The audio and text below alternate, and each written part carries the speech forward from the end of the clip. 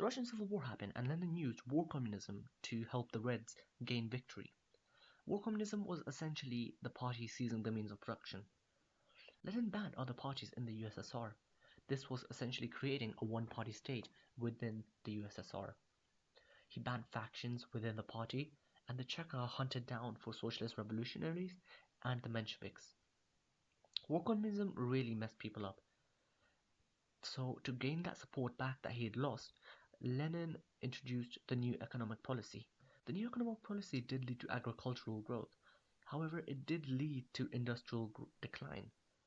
This saw the rise in netmen and also prostitution, basically hoes and pimps. Lenin died before he could see the failures of this though. So in 1924 there was a huge power vacuum, but Stalin found a way to gain advantage from that. He found a way to exile Trotsky, and then after that he just fucked over the remainder of the opponents and became leader of the USSR by 1928 and ended the NEP.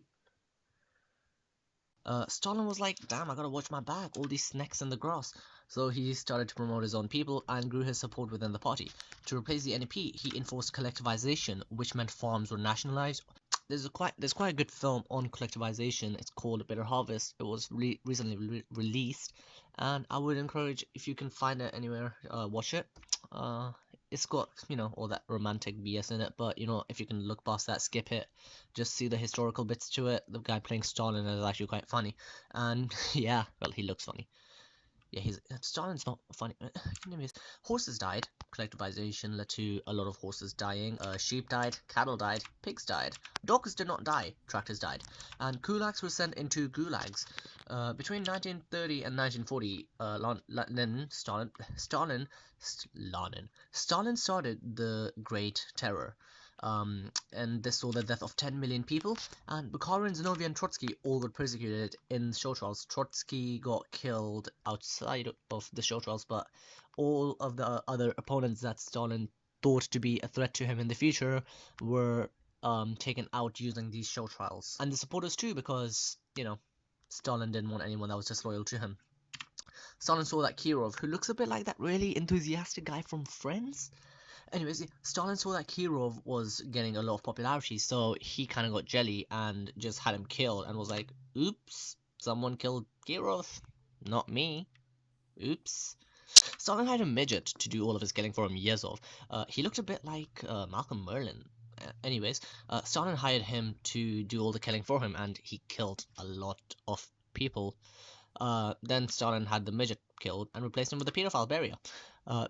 Stalin continued his reign until his death in 1953, at which point Beria, Malenkov, and Khrushchev took over. Well, in the triumvirate, big word, I can't say it. In the tri-leadership of Beria, Malenkov, and Khrushchev, Malenkov and Khrushchev realized that Beria was kind of a threat to them. They saw the kind of things he did.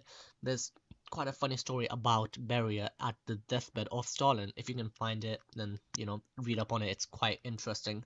Anyways, so Malenkov and Khrushchev decided on getting Beria arrested for being a British spy. We all know that wasn't the case, but they had him arrested and killed under that basis, which is a bit funny because he died under the same laws that he used to kill other people. Lies technically. Anyways, Beria died, and he died peeing himself. Like, I'm serious, he literally died peeing himself, begging for his death. That's like the most comical way of dying. Anyways, Khrushchev eventually became the head of the party in 1956, and then in the 20th Party Congress he denounces Stalin for his cult of personality, and this kind of goes viral on World Star, so Khrushchev backtracks. No, I'm joking. But yeah, he does actually backtrack on his word after he gets in pretty deep shit for saying, oh guys, Stalin was a bit of a twat, wasn't he? So yeah, but even though he backtracked, he carried on to try de-Stalinize and decentralize the government. He did that by splitting up the party into two sectors, the agricultural sector and the industrial sector. Agriculture moved closer to the field, while industrial remained central. And Khrushchev angered people through his policies, and the anti-party group tried to oust him, but he goes, what you trying to do, man? Only the Central Committee can do that. And, all his supporters were in the Central Committee, so, yeah, he kind of did a dick move. But after a series of reforms, he gets fired anyways. So yeah. Then Brezhnev came. Brezhnev, well, he didn't really do much. He basically just reverted everything that Khrushchev did. That's really it, to be honest. Yeah, I guess he was just a bit salty. Anyway, oh no, hold on. He did try to follow in Stalin's plans by creating a stability of cadres. But that only led to further stagnation politically, and there was a gerontocracy in the government, and the members of the Politburo were over 70 on average. Let that sink in. There was low incentive to work as nobody got promoted and nobody got fired either, so this led to corruption in the party.